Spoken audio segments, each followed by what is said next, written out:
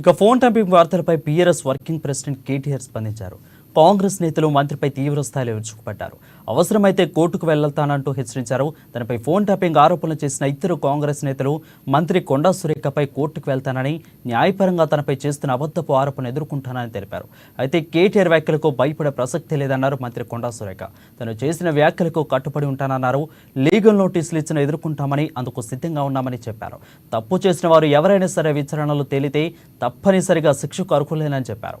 కేటీఆర్ భయంతో ఏదేదో దిగజారి మాట్లాడుతున్నారని సురేఖ మండిపడ్డారు. ట్యాపింగ్లో కేటీఆర్ గారు ఈరోజు వాళ్ళ పేర్లు బయటకు రావడం అయితేనేమి, ఇటువంటి ఎన్నో రకాల వార్తలను చూస్తున్న వాళ్ళలో మొత్తం మీద బీఆర్ఎస్ అంటేనే వ్యతిరేకంగా ఈరోజు ప్రజల్లో ఉండిపోయింది. మరి బీజేపీ ప్రభుత్వం కూడా కేంద్రంలో అధికారంలో ఉన్నా కూడా తెలంగాణకు మాత్రం చేసింది శూన్యం.